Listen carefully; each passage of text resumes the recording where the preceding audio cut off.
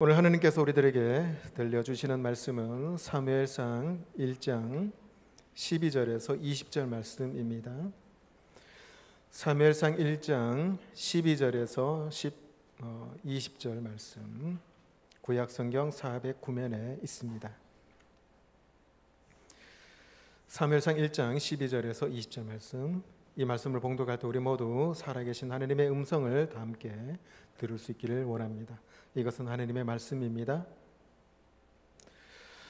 그가 여호와 앞에 오래 기도하는 동안에 엘리가 그의 입을 주목한즉 한나가 속으로 말하며 입술만 움직이고 음성은 들리지 아니하므로 엘리는 그가 취한 줄로 생각한지라. 엘리가 그에게 이르되 네가 언제까지 취하여 있겠느냐? 포도주를 끊으라 하니 한나가 대답하여 이르되 내 주여 그렇지 아니하나이다.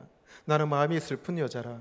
포도주나 독주를 마신 것이 아니요 여호와 앞에 내 심정을 통한 것뿐이오니 당신의 요정을 악한 여자로 여기지 마옵소서. 내가 지금까지 말한 것은 나의 원통함과 격분됨이 많기 때문이다 하는지라. 엘리가 대답하여 이르되 평안히 가라. 이스라엘의 하느님이 내가 기도하여 구한 것을 허락하시기를 원하노라 하니 이르되 당신의 여종이 당신께 은혜 입기를 원하나이다 하고 가서 먹고 얼굴에 다시는 근심빛이 없더라. 그들이 아침에 일찍 일어나 여호와 앞에 경배하고 돌아가 라마의 자기 집에 이르니라. 엘가나가 그의 아내 한나와 동침하며 여호와께서 그를 생각하신지라. 한나가 임신하고 때가 이르매 아들을 낳아 사무엘이라 이름하였으니 이는 내가 여호와께 그를 구하였다 함이더라. 아멘. 기도하겠습니다. 아버지 하나님, 연일 폭염이 계속되고 있습니다. 우리의 마음도 우리의 영혼도 아버지 하나님 더위에 지치지 않게 하시고 오늘 말씀을 통해서 예배드림을 통해서 우리의 영이 또한 우리의 육신이 주님 앞에 소생되게 하시고 강건한 모습으로 저희들 주님의 전에 왔으니 아버지 하나님 돌아갈 때도 우리 주님께서 힘을 주시고 강건케 하여 주옵시기를 원합니다. 이 시간에 함께 말씀을 나눕니다. 성령께서 이 시간에 임재하여 주시고 깨닫게 하시고 그래서 말씀을 통해서 한 주간의 삶에 능력이 되는 말씀 되게 하여 주시옵소서. 예수님의 이름으로 기도하옵나이다. 아멘. 한때 성탄절에 자주 공연되었던 연극이 있죠. 빈방이 있습니까? 라는 그런 연극입니다. 보신 분들이 좀 있으실 것 같아요. 아이들과 그리고 이 아이들과 또 선생님이 이제 성탄 크리스마스 연극을 이제 준비하는 과정과 또 무대 위에서 펼쳐지는 사건들로 구성된 연극이라고 할 수 있겠습니다. 주인공 덕구와 아이들 그리고 선생님이 이제 등장 인물이죠. 근데 이 덕구 주인공은 좀 약간 모자란 친구입니다. 그래서 다른 친구들과 어울리지 못하고 왕따를 당하게 되죠. 아이들은 말도 잘 못하는 덕구가 연극의 배역을 맡을 거라고는 생각도 못했는데 예상과 달리 선생님이 덕구에게 배역을 하나 맡겨 주었습니다. 여간집 주인 역할이죠. 그래서 모든 아이들이 의아해했습니다. 덕구가 연극을 할 수 있을까? 덕구의 대사는 한마디입니다.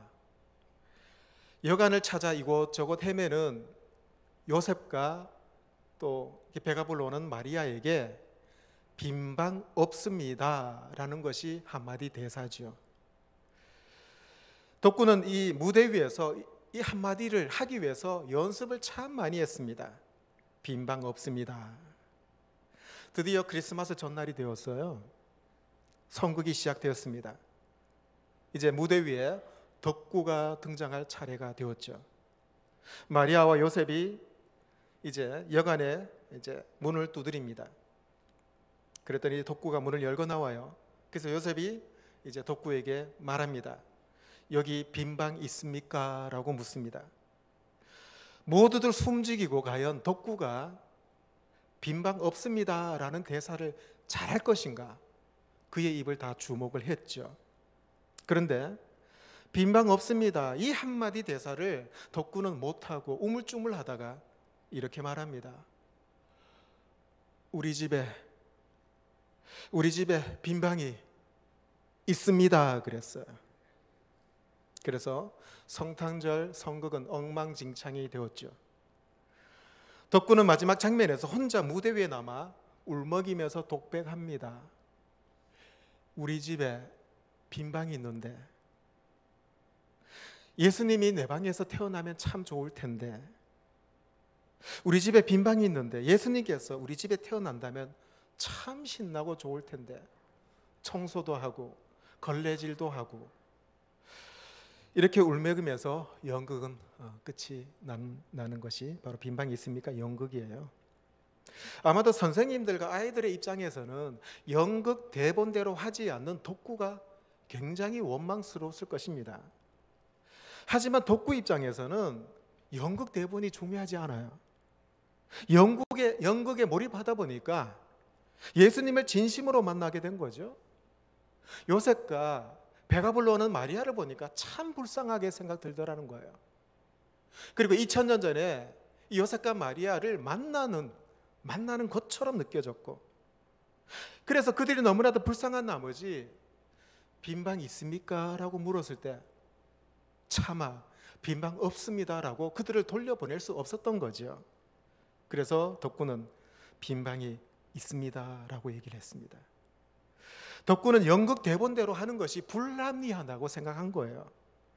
그래서 덕구는 주어진 대본대로 하지 않았습니다. 여러분, 우리 인생에도 연극 대본 같은 것이 있을까? 어떻게 생각하십니까? 있다면은 여러분이 지금 맡고 있는 그 배역 마음에 드세요? 선생님과 아이들처럼 주어진 대본대로 진행되기를 원하십니까? 그래서 여러분 인생을 참 만족스러운 삶을 살고 계십니까? 아니면 덕구처럼 내 인생 대본이 뭔가 불합리하고 불공평한 것 같고 내가 맡은 배역이 정말 불만족스럽다 생각하시는 분이 계십니까? 각자에게 주어진 인생 대본을 우리는 흔히 운명이라고 그러죠. 운명. 사전을 찾아보니까 이렇게 정의가 되어 있어요. 그 사람에게 닥치는 선과 악, 길과 흉 등 인생의 재반 사건이 초인간적인 힘에 의해 지배되고 믿는 사상이다. 그래서 이 때문에 사람들은 운명은 사람의 힘으로 어쩔 수 없이 받아들여야 된다. 그래서 팔자 타령을 한다는 거예요. 그래서 사주팔자를 믿고 점집을 찾아갑니다. 우리 기독교에도 이런 운명론과 비슷한 것이 있어요. 뭘까요? 예정론입니다. 예정론을 이렇게 이제 정의해 놓고 있습니다. 모든 것이 하나님께서 미리 만세전에 정해 놓으신 계획대로 진행되며 인간이 아무리 발버둥 쳐도 하나님의 뜻이 아니면 안 된다라는 교리입니다. 이 예정론은요, 성경의 여러 군데서 지지를 받고 있어요. 먼저 로마서 8장 29절에서 30절에 보면 하나님이 미리 아신 자들을 또한 그의 아들 형상을 본받게 하기 위하여 미리 정하셨으니 이는 그로 많은 형제 중에서 맏아들이 되게 하려 하심이라. 또 미리 정하신 그들을 또한 부르시고 부르신 그들을 또한 의롭다 하시고 의롭다 하신 그들을 또한 영화롭게 하셨느니라. 그러니까 만세전 하나님께서 미리 아시는 분이 있대요. 미리 아시는 자를 정하셨고 미리 정하신 그 사람을 부르시고 의롭다 하시고 영화롭게 하셨다는 겁니다. 에베소서 1장 4절에서 5절에도 말씀합니다. 곧 창세전에 그리스도 안에서 우리를 택하사 우리로 사랑 안에서 그 앞에 기록하고 흠이 없게 하시려고 그 기쁘신 뜻대로 우리를 예정하사 예수 그리스도로 말미암아 자기의 아들들이 되게 하셨으니, 여기 보니까 창세전에 만세전에 우리를 이미 택정하셨다 말씀하고 있습니다. 자, 그렇다면은 우리는 만세전에 창세전에 하느님께서 만드신 인생 대본대로 살아야 되는 존재인가요? 맡은 배역이 싫은데 그 인생 대본 각본대로 살아야 됩니까? 새로운 삶을 살고 싶은 사람, 내 배역이 불만족스러운 사람은 그럼 체념을 하고 하느님의 예정이니까 팔자려니 하고 그냥 묵묵히 살아야 되는지요? 성경에 저 이스라엘의 에브라임 산골짜기에 엘가나라는 사람이 살고 있었어요. 근데 엘가나에게는 부인이 두 명입니다. 첫째 부인은 그 유명한 한나라는 여인이고, 둘째 부인은 브닌나라는 여인입니다. 그런데 이 첫째 부인 한나에게는 아이가 없어요. 근데 둘째 부인 브닌나에게 아이가 있습니다. 이런 당시에 아이가 없는 것, 특히 아들이 없는 것은 여인으로서 가장 소박맞을 치명적인 약점이 아닐 수가 없죠.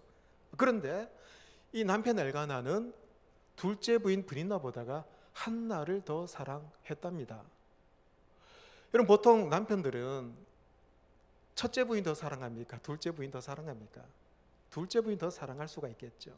왜요? 늦게 들어왔으니까. 저 젊으니까.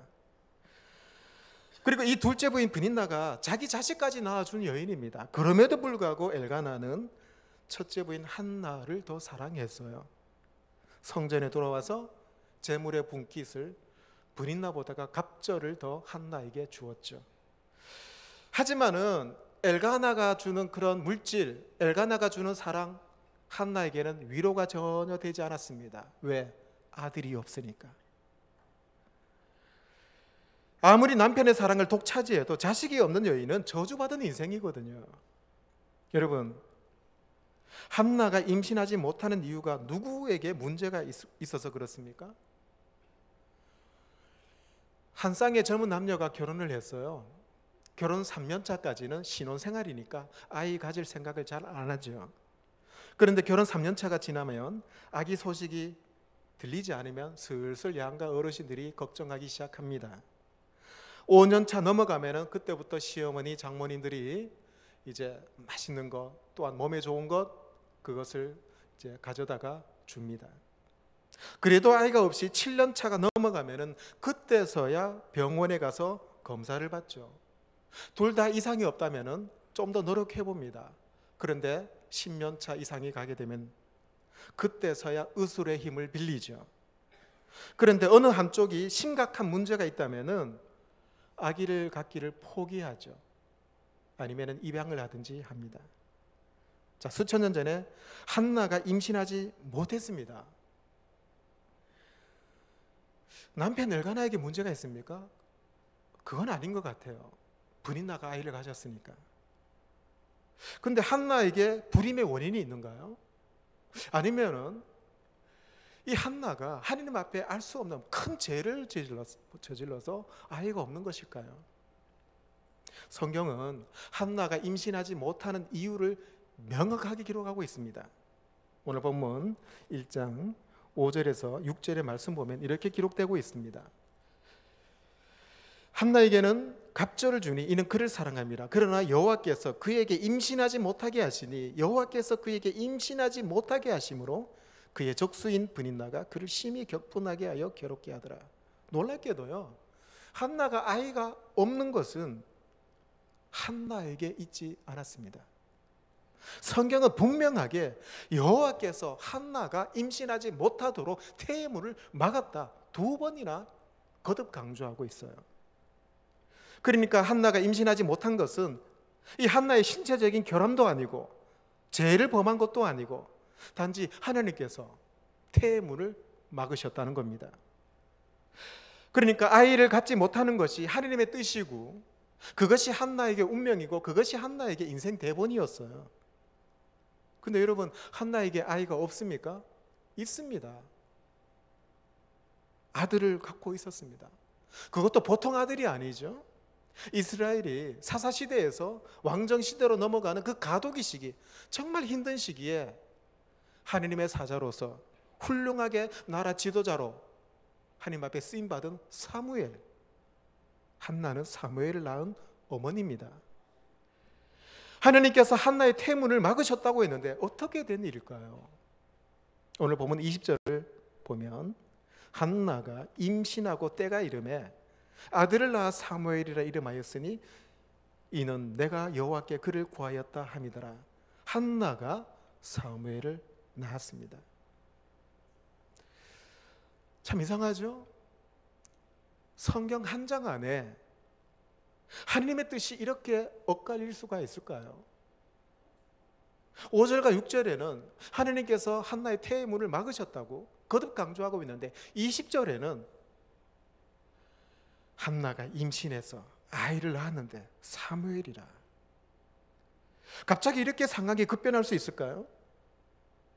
그 사이에 무슨 일이 벌어졌습니까? 여러분 성경을 읽을 때 통독할 때 막 빨리빨리 읽는 분들은 이런 고민 안 하실 거예요. 천천히 묵상하면서 읽어보면 이렇게 하나님의 뜻이 이렇게 완전히 180도 그 짧은 본문 속에서 바뀔 수 있을까? 한나가 아이를 낳지 못하는 것이 하나님의 뜻이었는데, 그런데 하나님의 예정이 이렇게 한순간에 달라질 수 있을까? 하나님께서는 이랬다 저랬다 변화무쌍하신 하나님이신가? 자, 이런 의문을 해결해 주는 단서가요 19절에 나와요. 19절에 말씀합니다. 그들이 아침에 일찍 일어나 여호와 앞에 경배하고 돌아가 라마의 자기 집에 이르니라. 엘가나가 그의 아내 한나와 동침하며 여호와께서 그를 생각하신지라. 엘가나와 한나가 아침에 일찍 일어나서 여호와 전에서 이제 예배를 드리고 집으로 돌아갔어요. 그리고 엘가나와 이 한나가 동침을 했는데 하나님께서 그때 생각하셨더라. 여호와께서 그를 생각하신지라. 여호와께서 그를 생각하신지라. 무슨 의미겠어요? 궁금했어요. 그래서 영어 성경 찾아봤습니다. 대부분의 영어 성경에는 remember로 되어 있습니다. remember, 기억하다. 그러니까 하나님께서 한나를 생각하신 것은 그를 기억하셨다라는 말이에요. 설교를 준비하다가 기억하다 영어 remember, 뭔가 비밀이 숨겨져 있지 않을까 찾아봤습니다. 놀랍게도 이 단어에 오묘한 뜻이 숨어져 있어요. remember, 라틴어 리코르디스라는 말에서 왔습니다. 리코르디스. 여기서 알리, 리는 다시 또 이런 의미잖아요. 근데 코르디스는 가슴이라는 말이에요. 그러니까 리멤버의 어원 리코르디스는 가슴을 다시 스치고 지나간다라는 말입니다. 가슴을 다시 스치고 지나간다. 어떤 사물이나 사람이 그냥 처음에는 무심코 지나갔는데 무슨 연고로 그 사람, 그 사물이 다시 생각나고 떠올라서 가슴을 지나가게 된다라는 말입니다. 그러니까 하나님께서는 수많은 사람들 가운데 한나를 그저 평범한 여인으로 무심코 지나쳐 버리셨어요. 그런데 무슨 연고인지 하나님께서 한나를 다시 생각하시고 기억하셔서 하나님의 가슴에 다시 스쳐 지나가는 여인이 되었다는 거예요. 하나님의 뜻은 한나를 그냥 스쳐 지나가는 아이를 낳지 못하는 그냥 평범한 여인 중에 여인으로만 생각을 했었습니다. 그런데 리코르디스, 한나가 하나님의 가슴에 기억이 되고 다시 스치고 지나가게 되는 여인이 되었다는 거예요. 이것은 하나님의 계획까지도 수정하시는 결정적인 사건이 됩니다. 하나님께서 다시 기억하시고 다시 가슴을 스치고 지나가니 하나님께서 계획하신 그 뜻까지도 바꾸시고 변경하셔서 한나의 태문을 열어주셨습니다. 물론 이 사건을 앞에 놓고서 우리는 흔들리지 말아야 될 진리를 받아들여야 돼요. 하나님의 예정은 분명히 존재합니다. 하나님의 섭리와 하나님의 계획하심은 존재할 뿐만 아니라 완벽하세요. 하나님은 천하 만물을 만드시고 이끌어 가시는데 완벽하게 이끌어 가십니다. 이 가정에 한 채 실수도 없는 분이시죠. 그런데 여기에 놀라운 변수가 있어요. 리코르디스입니다. 가슴을 다시 스치고 지나가는 하나님의 은혜, 그것이 운명, 인생 대본의 변수가 된다는 거예요. 여러분, 하나님께서 우리를 한 번만 기억하신다면, 리코르디스, 다시 하나님의 가슴을 스치고 지나가기만 한다면 불합리하고 불평등한 내 인생 대본을 완벽하신 시나리오 작가가 되시는 하나님께서 다시 내 인생 대본을 각색해 주신다는 겁니다. 문제는 하나님께서 나를 다시 리코르디스 해 주시느냐인 거예요. 하나님께서 리코르디스, 은혜를 베풀어 주신 한 사람이 있습니다. 1944년 경기도 양평의 한 초등학교 운동장에서 축구를 시합했는데 한 소년이 축구공에 맞아서 실명이 되었습니다. 그의 인생이 암흑천지가 되는 순간이었죠. 그런데 이 소년이 소경되기 2년 전에 그의 아버지가 또한 죽게 되죠. 설상가상으로 이 소년이 소경이 된다라는 얘기를 들은 그의 어머니가 1년 만에 죽습니다. 아들이 목사가 되어서 하나님의 말씀을 전하고 정말 자랑스러운 아들로 하나님의 일꾼이 되겠다 믿었던 아들이 실명이 되니까 그가 안마사가 되고 거리에 구걸하는 행인이 된다고 생각하니 이 어머니가 충격을 받아서 뇌출혈로 죽게 됩니다. 맹인 소년은 하루아침에 아버지와 어머니를 잃은 고아가 되었죠. 그런데 이게 무슨 마른 하늘의 날벼락입니까? 어머니가 돌아가신 지 다시 1년 4개월 만에 그 가정의 가장이었던 이 소년의 누나마저 세상을 떠납니다. 학업을 중단하고 동생들에게 생계를 위해서 돈벌이해서 동생들을 책임져야 되는데 너무나도 육신의 한계에 있어서 연약해서 18세 꽃다운 나이에 그 소년의 누나가 죽게 됩니다. 자, 맹인 소년은 9살짜리 여동생, 13살짜리 남동생을 부둥켜 안고 울을 수밖에 없죠. 절망에 몸부림치며 울어야만 했습니다. 이 소년은 우여곡절 끝에 서울 맹학교에 입학을 합니다. 낮에는 안마사 일을 하고 그리고 공부를 하고 저녁에는 검정고시 시험 준비하기 위해서 학원을 다녔죠. 그는 신앙으로 또 주의 도움으로 그는 연세대학교 교육학과에 입학을 합니다. 그리고 그는 차석으로 졸업을 하죠.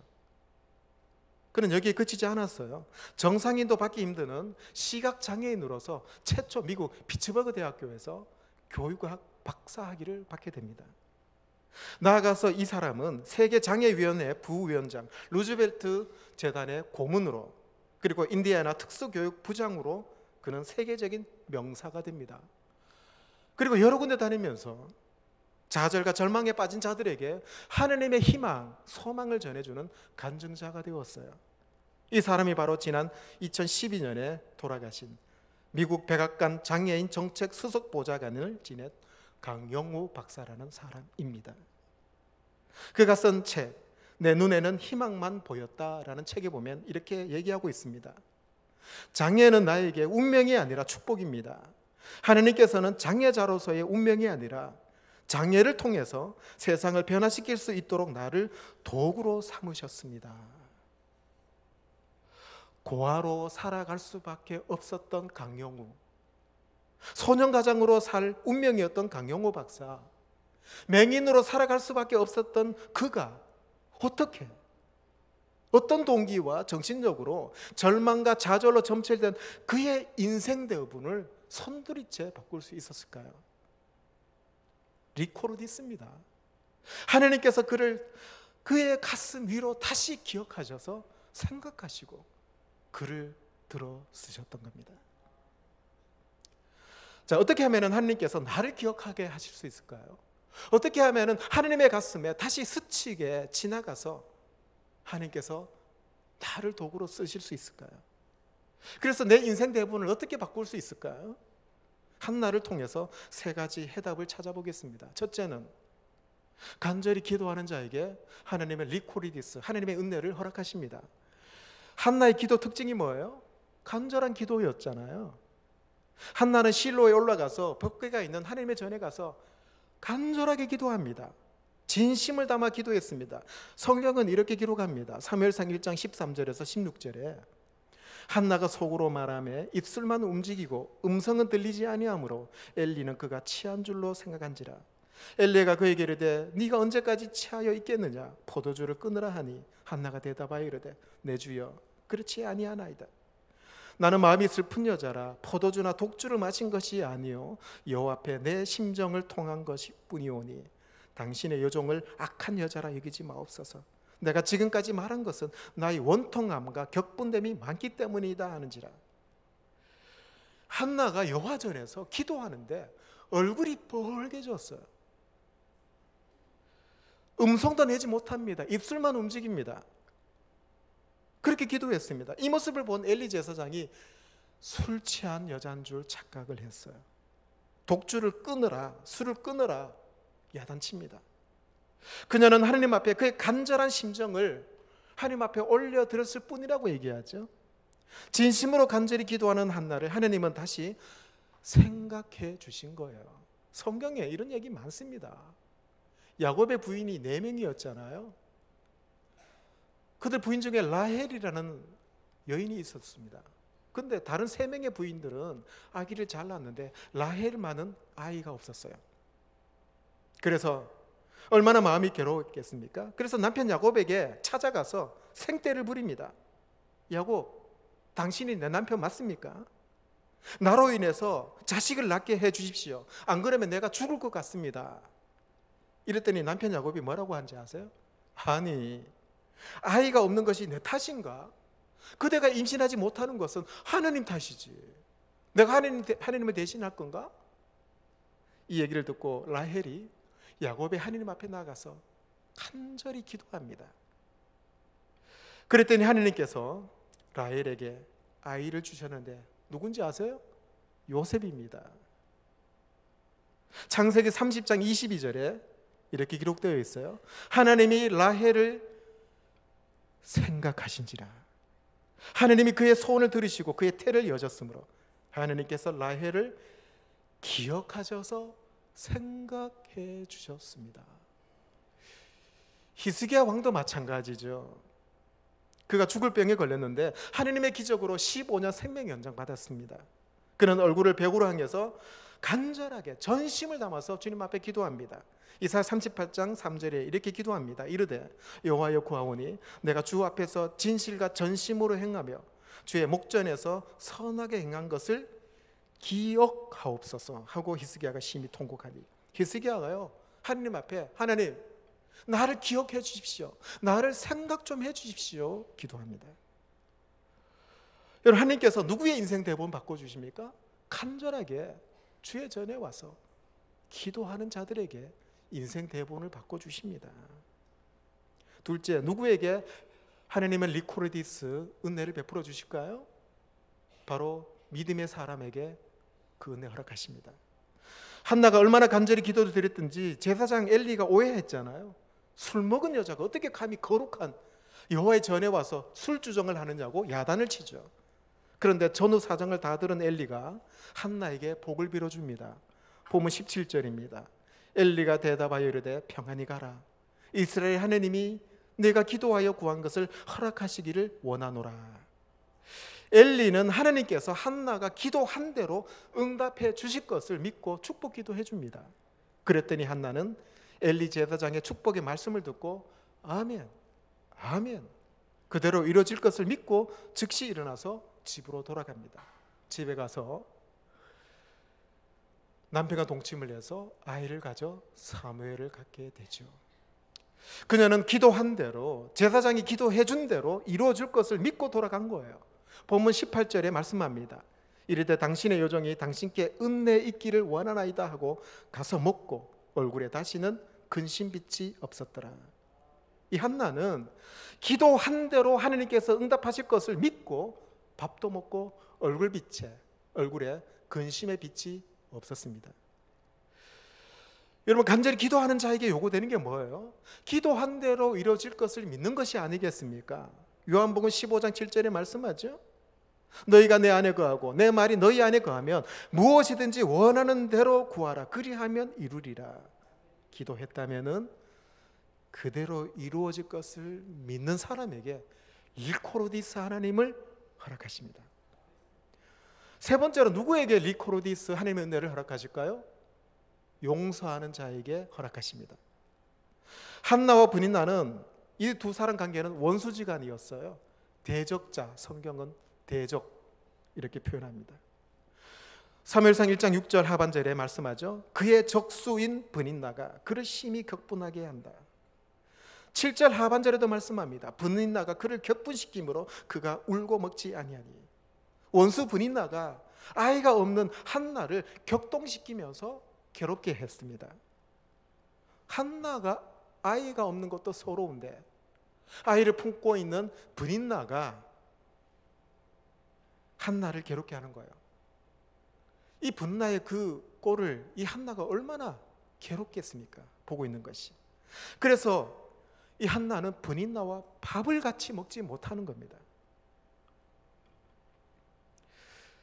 저는 왼손잡이에요.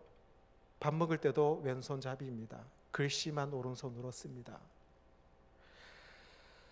그런데 저희 어머니는 이 왼손잡이 저를 고치려고 참 고생을 많이 하셨는데 저는 지금도 왼손잡이입니다. 그런데 어머님이 이제 포기를 하시고 저한테 소원으로 말씀하셨어요. 제발 왼손으로 먹어도 좋으니 격식이 있는 자리에서는 꼭 오른손으로 밥 먹었으면 좋겠다. 그게 어머니 소원이시니까 예, 그렇게 하겠습니다 그랬어요. 제 아내 식구들과 처음 상견례 할 때 오른손으로 수저를 잡았습니다. 분명히 밥 먹으면 밥과 반찬 절반이 떨어질 것은 분명합니다. 그래서 저는 국과 밥만 먹었습니다. 손을 뻗지 않았습니다. 오른손 식사 굉장히 서툽니다. 그것도 처음 만나는 사람과 식사하면 불편하지 않겠어요? 하물며 보기 싫은 사람, 원수 같은 사람과 한 상에 밥을 먹는다고 상상해 보세요. 말 그대로 밥맛이 밥맛입니다. 한나와 브닌나는 겸상하지 않았습니다. 그런데 기도한 후에 한나가 달라졌어요. 18절 본문입니다. 가서 먹고 얼굴에 다시 근심빛이 없었더라. 기도한 후에 집에 가서 밥을 먹었어요. 브닌나와. 한나는 생각합니다. 브닌나도 하나님의 도구요 축복의 통로라는 사실을 깨닫게 된 거예요.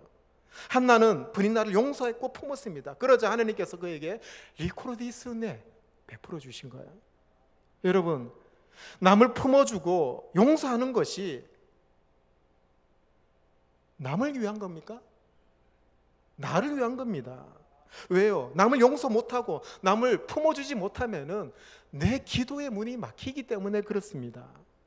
용서하고 사랑하면 하나님께서 나를 기억하사 나의 인생 대본 바꿔주십니다.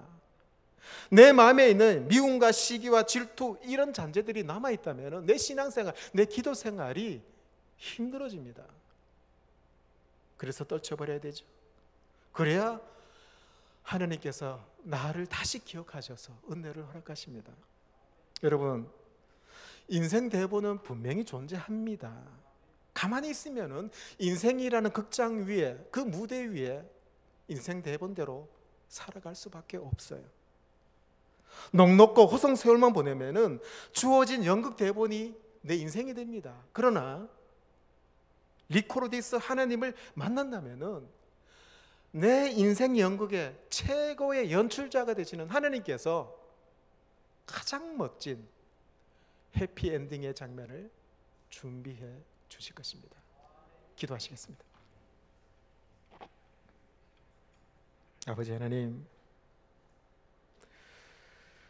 한나가 리코르디스 하나님의 은혜를 경험했던 것처럼 하나님 우리들도 다시 기억해 주시고 생각해 주시고 내 인생 대본이 힘들고 어려우면 하나님께서 완벽한 시나리오 작가가 되신 주님, 완벽한 연출가가 되신 주님께서 내 인생 연극 무대 위에 하나님께서 정말로 멋진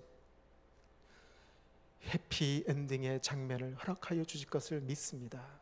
아버지 하나님께서 도와주시고 은혜 베풀어 주셔서 하나님과 늘 동행하며 사는 사람 되게 하시고 내가 맡은 배역이 힘들고 불공평하고 불만족스럽다면 리코르디스 하나님을 만남으로 멋지게 내 인생 대본을 각색하도록 주님께서 도움의 손길을 베풀어 주시옵소서. 예수님의 이름으로 기도하옵나이다. 아멘.